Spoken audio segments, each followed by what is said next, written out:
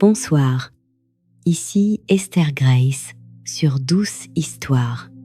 Que ces premiers jours de l'année vous apportent sérénité et espoir. Merci d'être là ce soir. Avant de plonger dans l'histoire, pensez à vous abonner et à laisser un petit pouce bleu pour soutenir la chaîne.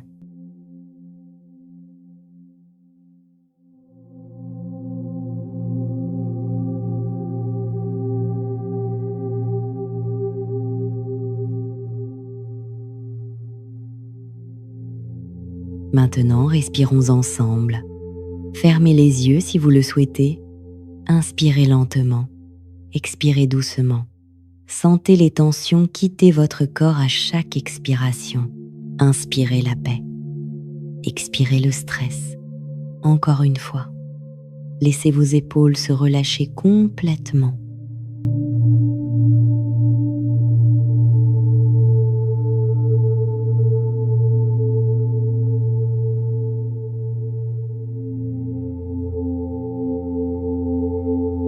Vous êtes prêts? Commençons. La lumière du matin d'août entrait par les grandes baies vitrées, découpant des rectangles dorés sur le parquet en chêne blanchi.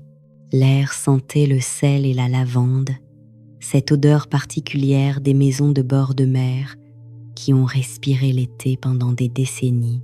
Dehors, au loin, on entendait le ressac régulier des vagues contre les rochers et le cri aigu des mouettes qui tournoyaient au-dessus de la crique. Clara se tenait au centre du salon vide, son carnet de croquis serré contre sa poitrine. Ses cheveux noirs étaient attachés en un chignon lâche dont quelques mèches s'échappaient pour caresser sa nuque.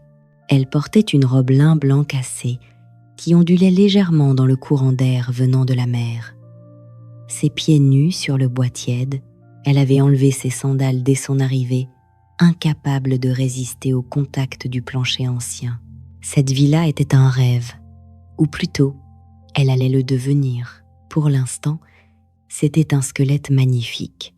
Des murs en pierre blonde, des poutres apparentes au plafond, des fenêtres immenses qui cadraient la Méditerranée comme des tableaux vivants. Mais les pièces étaient vides, les murs nus, les sols inégaux. La propriétaire, Madame Valmont, avait acheté cette bâtisse abandonnée 6 mois plus tôt avec un projet fou, en faire un lieu de résidence pour artistes, un endroit où des créateurs du monde entier pourraient venir travailler face à la mer, loin du bruit du monde. Et Clara avait été choisie pour donner vie à cette vision. À 30 ans, elle était architecte d'intérieur. Elle avait déjà restauré des appartements parisiens, des lofts new-yorkais, des masses provençaux, mais ce projet était différent, plus grand, plus important, plus intimidant aussi. Elle avança vers la baie vitrée principale. La vue était à couper le souffle. En contrebas, une plage de galets gris et blancs, l'eau turquoise qui scintillait sous le soleil. Au loin, des voiliers blancs glissaient paresseusement sur l'horizon. Le ciel était d'un bleu profond, sans un seul nuage. Comment transformer cet espace pour qu'il inspire la créativité, murmura-t-elle pour elle-même. Comment faire en sorte que les artistes qui viendront ici se sentent libres, protégés, nourris. Elle ouvrit son carnet, sortit un crayon de derrière son oreille et commença à dessiner.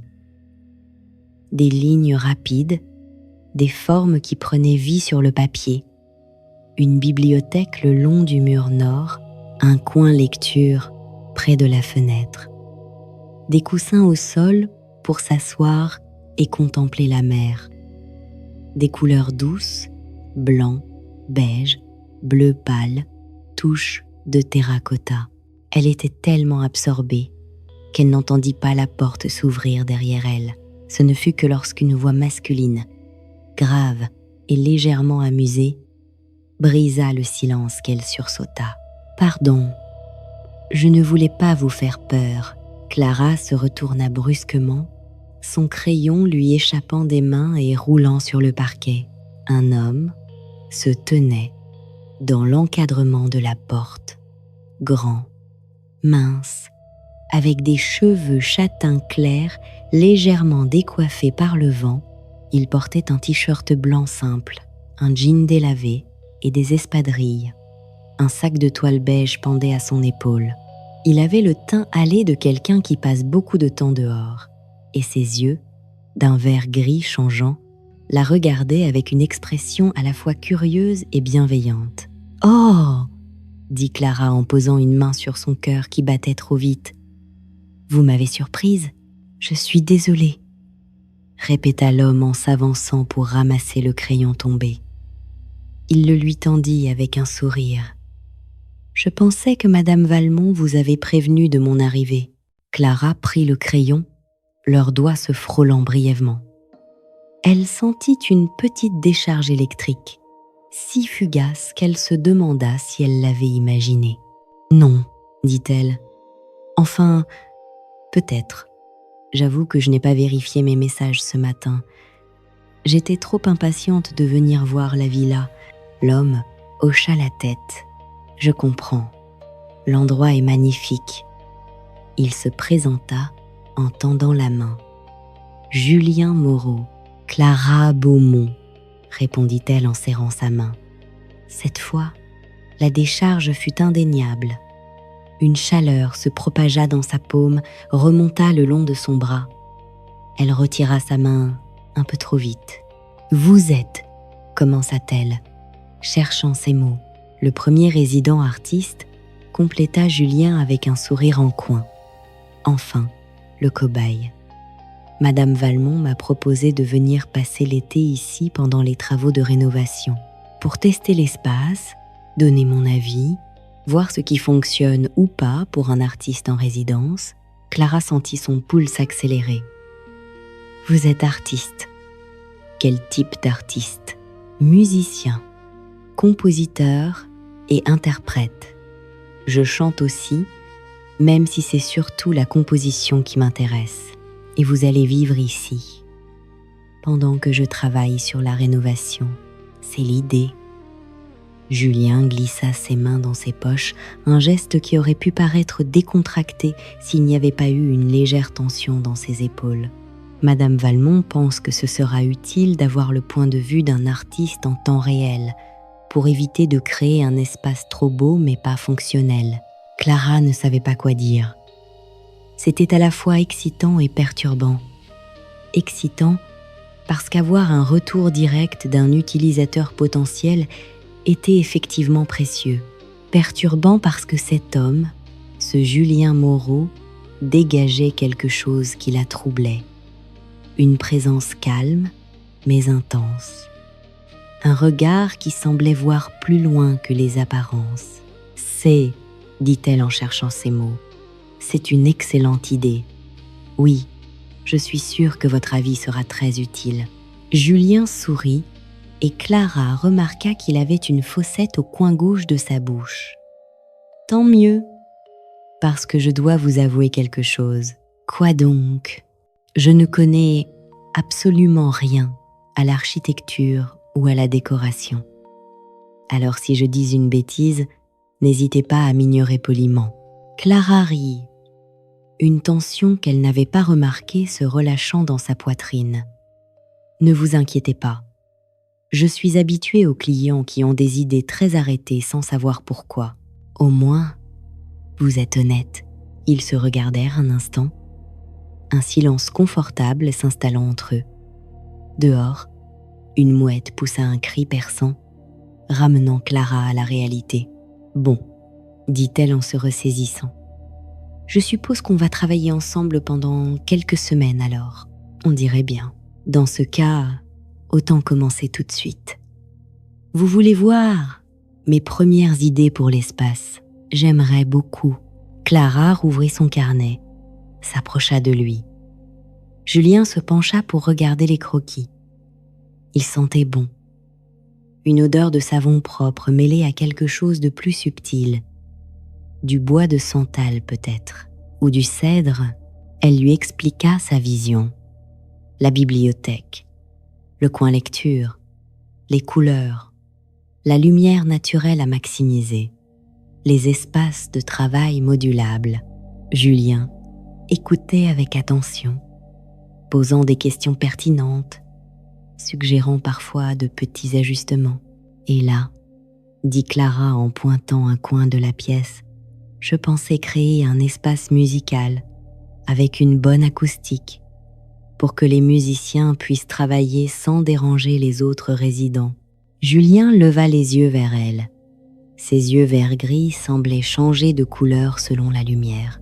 « Vous avez pensé à tout ? J'essaie. Il y a juste une chose. » « Laquelle ?» Julien désigna la grande baie vitrée. Cet espace-là, devant la mer. Il ne faudrait rien y mettre, le laisser vide. Juste le sol, la lumière, la vue. Parfois, les artistes ont besoin de vide, de rien. Juste un espace pour respirer, pour ne rien faire, pour laisser venir les idées. Clara le regarda, surprise. C'était exactement ce qu'elle avait pensé, mais elle n'avait pas osé le proposer, de peur que ce soit jugé comme du gaspillage d'espace. « C'est, » commença-t-elle. « C'est exactement ce que je voulais faire. » Julien sourit. « Alors, on est sur la même longueur d'onde. On dirait bien... » Leurs regards se croisèrent. Et cette fois, ni l'un ni l'autre ne détourna les yeux immédiatement. Il y avait quelque chose dans l'air, une reconnaissance, une connexion inattendue. Clara sentit son cœur battre plus fort. Elle ne comprenait pas ce qui se passait.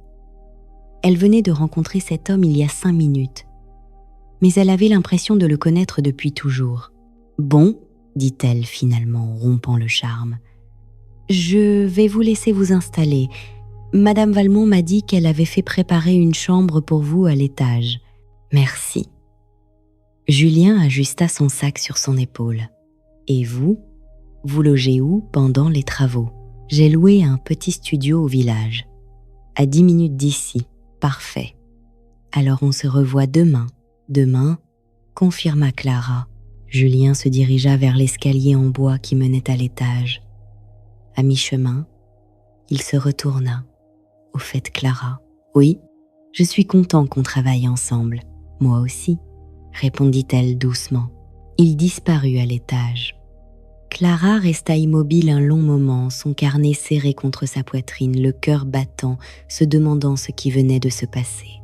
Dehors, la mer continuait son balai éternel. Les vagues venaient mourir sur les galets avec un bruit régulier, apaisant. Le soleil montait dans le ciel, sans nuages. L'été venait de commencer, et Clara avait le sentiment que quelque chose de grand, de beau, de bouleversant allait naître dans cette villa face à la mer. Les jours suivants s'installèrent dans un rythme étrange et merveilleux. Clara arrivait chaque matin vers 8 heures, quand la lumière était encore douce et que l'air gardait une fraîcheur nocturne. Elle trouvait toujours Julien déjà levé, assis sur la terrasse avec un café, un carnet de notes musicales sur les genoux. « Bonjour », disait-il avec ce sourire qui faisait apparaître sa fossette. « Bonjour », répondait-elle, essayant d'ignorer le petit frisson qui la parcourait chaque fois. Ils avaient établi une routine tacite. Clara travaillait sur ses plans, rencontrait les artisans, supervisait les premières démolitions légères. Julien explorait la maison, testait l'acoustique des différentes pièces, jouait de la guitare dans les coins ensoleillés. Parfois, Clara l'entendait chanter. Sa voix était profonde, veloutée, avec une légère rugosité qui la faisait frissonner. Il chantait en français, en anglais, parfois dans des langues qu'elle ne reconnaissait pas, des mélodies mélancoliques qui semblaient portées par le vent marin. Un après-midi, alors qu'elle était en train de mesurer l'espace pour la future bibliothèque, Julien descendit l'escalier avec sa guitare. « Je ne vous dérange pas ?» demanda-t-il. « Non, pas du tout. » Au contraire, il s'installa près de la baie vitrée, exactement dans l'espace vide qu'ils avaient décidé de préserver. Il accorda sa guitare avec des gestes précis, concentré. Puis il commença à jouer. Clara s'arrêta de travailler. Elle ne pouvait pas faire autrement. La musique était trop belle. Les notes s'élevaient, flottaient dans l'air chargé de lumière, se mêlaient au bruit des vagues. C'était une mélodie qu'elle n'avait jamais entendue. Quelque chose de nouveau, de fragile, de terriblement émouvant. Quand il s'arrêta, le silence qui suivit sembla vibrer encore de musique. « C'était magnifique », murmura Clara. « C'est une de vos compositions ?»« Oui. Enfin, c'est encore un brouillon. Je la travaille depuis quelques jours. Elle est parfaite. » Julien leva les yeux vers elle. « Non, pas encore. Il manque quelque chose. Je ne sais pas quoi exactement. Mais il manque une couleur, une texture. » Clara s'approcha, s'assit en tailleur sur le sol à quelques mètres de lui. « De quoi parle la chanson ?» Julien sembla hésiter, puis il dit « De la recherche, de cette sensation qu'on a parfois de chercher quelque chose sans savoir quoi. Quelqu'un peut-être, ou un endroit, ou un moment. Cette impression que, quelque part, il existe un lieu où on serait complètement à notre place. » Clara sentit son cœur se serrer. « Je comprends, » dit-elle doucement. « Je ressens souvent la même chose. Vous, oui. Dans mon travail, je crée des espaces pour que les autres se sentent chez eux. Mais moi, je ne sais jamais vraiment où est ma place. Je passe ma vie dans des maisons, des appartements, des lieux magnifiques. Mais aucun n'est vraiment le mien. » Julien la regardait avec une intensité nouvelle. « Vous voyagez beaucoup, tout le temps. Je vais là où sont les projets. Paris, New York, Milan, Barcelone. Je vis dans des hôtels, des locations temporaires. Je n'ai pas vraiment de chez moi. Moi non plus. » Julien posa sa guitare contre le mur. « Je suis en tournée la plupart du temps. Des festivals, des concerts, des studios d'enregistrement. Ma vie tient dans ce sac. » Il désigna le sac de toile qu'il avait posé dans un coin le premier jour. Clara sourit tristement.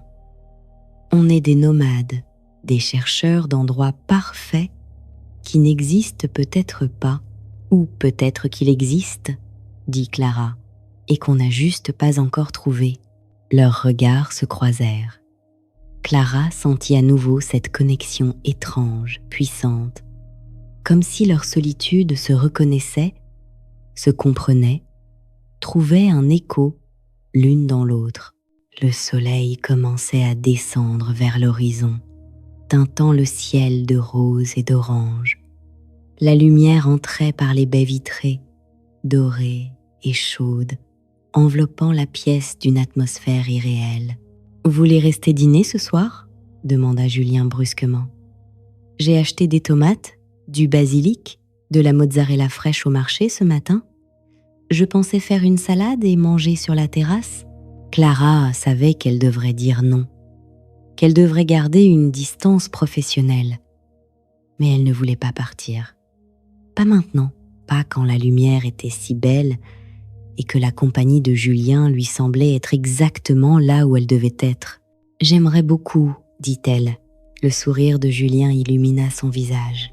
« Parfait. Donnez-moi 20 minutes pour tout préparer. » La terrasse surplombait la mer. Le soleil venait de disparaître derrière l'horizon, laissant le ciel dans un dégradé de mauve, de rose et de bleu profond. Des bougies dans des photophores en verre étaient disposées sur la table en bois brut que Julien avait installée dehors. Clara était assise sur un vieux banc en pierre, un verre de vin rosé à la main. Elle avait enlevé son chignon, laissant ses cheveux noirs tomber librement sur ses épaules. La brise marine jouait avec les mèches, les soulevant doucement.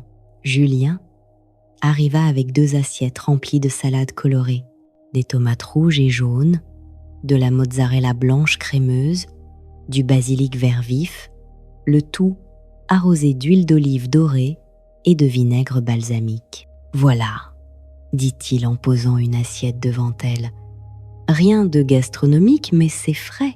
Ça a l'air délicieux. Ils mangèrent en silence pendant quelques minutes, savourant la simplicité du repas. Les tomates étaient gorgées de soleil, sucrées et juteuses. La mozzarella fondait sur la langue. Le basilic apportait une note fraîche et poivrée. « C'est parfait », dit Clara. « Exactement ce qu'il fallait. » Julien sourit. L'été au bord de la mer, c'est fait pour ça. Des choses simples, des saveurs vraies. Vous venez souvent ici, à la mer. Non, pas vraiment.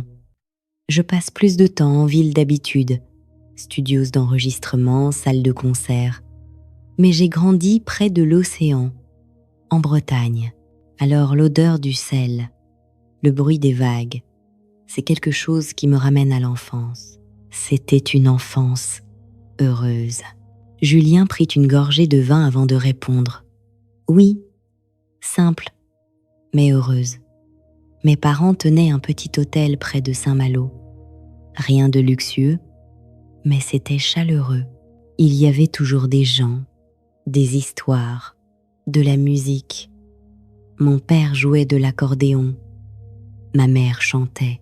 Le soir, après le service, on se retrouvait tous dans le salon et on faisait de la musique ensemble. C'est magnifique. C'était. Ses yeux prirent une teinte plus sombre. Ils sont morts tous les deux il y a 5 ans. Accident de voiture. Du jour au lendemain, Clara posa sa fourchette. « Je suis désolée. »« Merci. » Julien regarda la mer. Depuis, j'ai du mal à rester au même endroit trop longtemps. Comme si m'arrêter, c'était risquer de les oublier. Ou de trop me souvenir. Je ne sais pas exactement. Clara sentit une boule se former dans sa gorge. « Je comprends, » murmura-t-elle. « Moi aussi j'ai perdu quelqu'un. Ma sœur, il y a 7 ans. Elle avait 23 ans. Maladie. Oh Clara. Je suis vraiment désolée. » Ils se regardèrent dans la lumière tremblante des bougies. 2 blessures qui se reconnaissaient. 2 solitudes qui cherchaient le même réconfort. « C'est pour ça que je crée des espaces, » continua Clara, sa voix un peu cassée. « Parce que je ne peux pas créer du temps.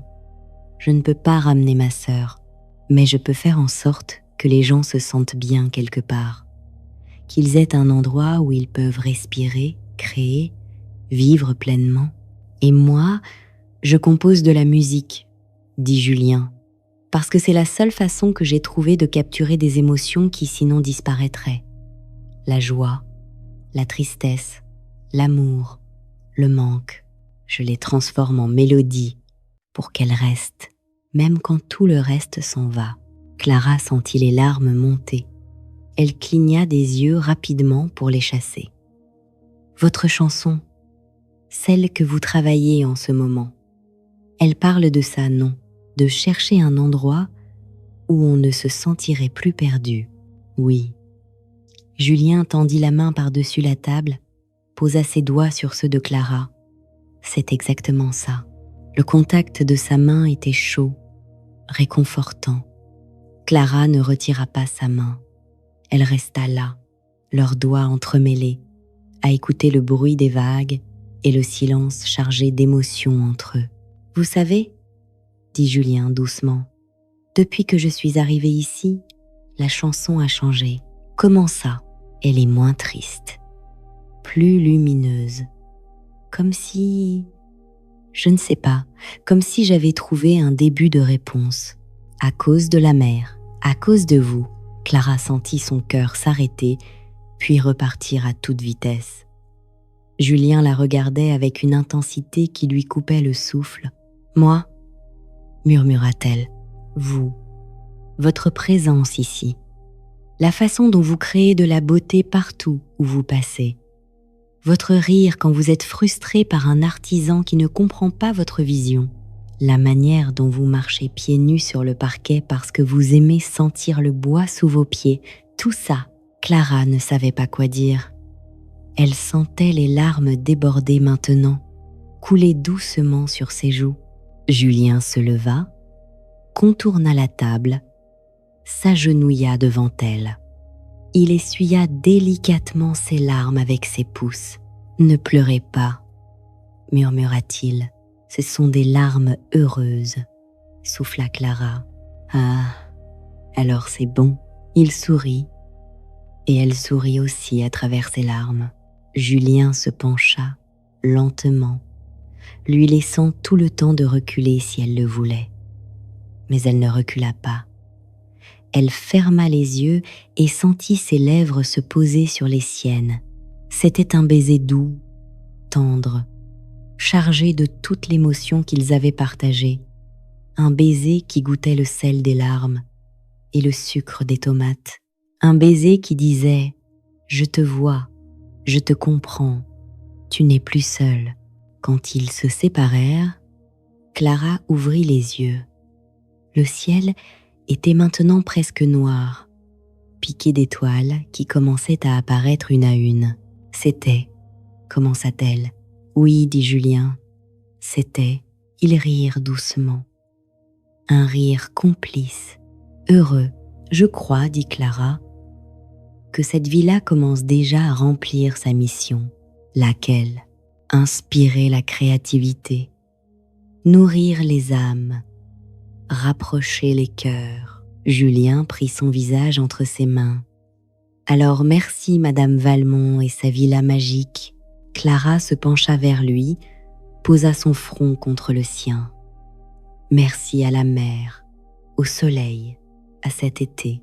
Et merci à nous, » ajouta Julien, « pour avoir osé être nous-mêmes. » Ils restèrent ainsi longtemps, enlacés sous les étoiles, bercés par le bruit des vagues. Deux âmes qui s'étaient trouvées dans un lieu suspendu entre ciel et mer. Deux cœurs dont les mélodies commençaient à s'harmoniser. L'été se déploya avec une lenteur délicieuse. Les journées s'étiraient, chaudes et lumineuses. Clara et Julien travaillaient côte à côte, chacun sur sa création. Elle redessinait les espaces, choisissait les matériaux, orchestrait les transformations, lui composait, jouait, chantait, laissant la villa s'imprégner de musique. Leur relation évoluait naturellement, sans précipitation. Ils ne se posaient pas de questions sur ce qu'ils étaient l'un pour l'autre. Ils vivaient simplement le moment présent. Le matin, Clara arrivait et trouvait souvent un café chaud qui l'attendait sur la terrasse avec un petit mot de Julien. « Bonne journée, architecte magicienne » ou « Le soleil est jaloux de ta lumière ». L'après-midi, elle s'installait parfois près de lui pendant qu'il jouait. Elle dessinait et la musique donnait une dimension supplémentaire à ses créations. Les notes semblaient se transformer en couleurs, en formes, en espace. Le soir, ils dînaient ensemble, parfois sur la terrasse, parfois sur la plage. Ils cuisinaient des choses simples, poissons grillés, salades, fruits gorgés de soleil. Ils parlaient de tout et de rien, de leurs rêves d'enfants, de leurs peurs d'adultes, de leurs espoirs pour l'avenir. Un soir, Julien lui joua la chanson complète, celle qu'il avait commencée à son arrivée. Elle s'appelait « Là où tu es ». Clara écouta, le cœur serré. Les paroles parlaient d'un homme qui cherche sa place dans le monde et qui réalise qu'il la trouve quand il est avec celle qu'il aime. Que le lieu parfait n'est pas un endroit géographique, mais un état d'être. Être avec la bonne personne, au bon moment, avec le bon sentiment. Quand la dernière note s'éteignit, Clara avait les larmes aux yeux. « C'est pour moi », murmura-t-elle. « Oui, » dit Julien, « c'est pour toi. Tu es ma mélodie, Clara, celle que je cherchais sans le savoir. » Elle se leva, alla vers lui, s'assit sur ses genoux, enroula ses bras autour de son cou. « Et toi, tu es mon architecture vivante, » souffla-t-elle. « L'espace où je me sens enfin chez moi. » Ils s'embrassèrent longuement, tendrement. Dehors, la mer chantait sa propre mélodie éternelle, ou touchait à sa fin. La villa était presque terminée. Les murs avaient été repeints dans des tons doux et lumineux. La bibliothèque était installée, remplie de livres que Madame Valmont avait commencé à collecter. Les espaces de travail modulables étaient prêts. L'espace vide devant la mer restait vide, exactement comme il l'avait imaginé. C'était magnifique. Un lieu qui respirait la sérénité et la créativité. Mais avec la fin des travaux, approchait aussi la fin de leur été suspendu. Clara savait que bientôt elle devrait partir, rentrer à Paris, commencer un nouveau projet, continuer sa vie nomade. Julien savait que bientôt il devrait reprendre les concerts, les tournées. Il avait un album à enregistrer, des engagements qu'il ne pouvait pas annuler. Il n'en parlait pas. Comme s'ils espéraient que le temps pourrait s'arrêter, que septembre ne viendrait jamais. Mais septembre vint quand même. Le dernier soir, ils étaient assis sur la plage. Le soleil se couchait dans une explosion de couleurs. Orange, rose, rouge, violet. Le ciel entier semblait en feu. Clara avait la tête posée sur l'épaule de Julien. Leurs doigts étaient entrelacés. « On ne peut pas rester ici pour toujours », dit-elle doucement. « Je sais, on a des vies, des engagements, je sais, mais je ne veux pas te perdre. » Julien tourna son visage vers elle. « Tu ne me perdras pas ? Comment tu peux en être sûre ? Parce que ce qu'on a trouvé cet été, ce n'est pas lié à un lieu. C'est nous, toi et moi. Et ça, on peut l'emmener partout. » Clara sentit les larmes couler. « Mais si on ne se voit que quelques jours par mois, si on est tout le temps séparés, alors on créera nos propres rituels. On s'appellera tous les soirs. On s'écrira. On se retrouvera dès qu'on peut. Paris n'est pas si loin de mes tournées. Et quand j'enregistre, je suis souvent à Paris ou à Londres. On trouvera des moyens. Et si ça ne suffit pas ?» Julien prit son visage entre ses mains. « Clara, regarde-moi. Depuis que je t'ai rencontrée, j'ai compris quelque chose. L'amour, ce n'est pas facile. Ça demande du courage, de la confiance, des efforts. Mais toi, tu en vaux la peine, 1000 fois la peine. Alors oui, ce sera difficile parfois. Oui, on se manquera. Mais on sera ensemble. Peut-être pas physiquement tout le temps, mais dans nos cœurs, dans nos pensées, dans notre musique, dans mon architecture aussi, murmura Clara. Je vais penser à toi dans chaque espace que je crée, et moi je vais chanter pour toi dans chaque chanson. » Ils s'embrassèrent, tandis que le soleil disparaissait complètement derrière l'horizon. Ce soir-là, ils dormirent enlacés dans la chambre de Julien, les fenêtres ouvertes sur la mer, bercées par le bruit des vagues. 1 an plus tard, par une chaude soirée de juillet, la villa face à la mer accueillit son premier événement officiel, l'inauguration de la résidence d'artistes. Des créateurs de tous horizons s'étaient rassemblés, peintres, sculpteurs, écrivains, musiciens. Madame Valmont rayonnait, fière de son projet devenu réalité. Clara était là, vêtue d'une robe fluide couleur turquoise. Elle se tenait près de la grande baie vitrée, contemplant l'espace qu'elle avait créé. Tout était exactement comme elle l'avait imaginé, lumineux, apaisant, inspirant. Soudain, une voix familière résonna dans la pièce. « Mesdames et messieurs, j'aimerais vous chanter quelque chose. » Clara se retourna. Julien était là, sa guitare à la main, un sourire aux lèvres. Il s'installa dans l'espace vide, devant la mer. La lumière du soir l'enveloppait, dorée et chaude. « Cette chanson, dit-il en regardant Clara, s'appelle « Là où tu es ». Je l'ai écrite ici, l'été dernier, quand j'ai rencontré la femme de ma vie. Clara sentit son cœur s'emballer. Les gens autour d'elle murmuraient, curieux. Julien commença à jouer. Les notes s'élevèrent, pures et émouvantes, puis sa voix grave, veloutée, emplit l'espace. Ils chantaient leur histoire, la rencontre inattendue, la connexion immédiate, l'été passé à se découvrir, l'amour qui avait grandi doucement, sûrement, profondément. Quand il arriva au refrain, toute la salle se tut.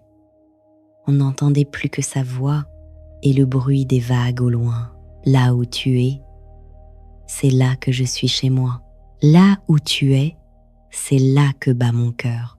Peu importe la ville, peu importe le toit, là où tu es, c'est là mon seul bonheur. Clara pleurait ouvertement maintenant. Julien termina la chanson, posa sa guitare et traversa la pièce pour venir vers elle. Il prit sa main, mit un genou à terre. La salle entière retint son souffle. « Clara, dit-il, sa voix tremblant légèrement, cette villa, cet espace magnifique que tu as créé, c'est un lieu où les artistes vont venir chercher l'inspiration. Mais moi, j'ai déjà trouvé mon inspiration. C'est toi. Tu es ma muse, mon architecte du bonheur, ma mélodie. Veux-tu m'épouser ?» Il sortit une petite boîte de sa poche, l'ouvrit.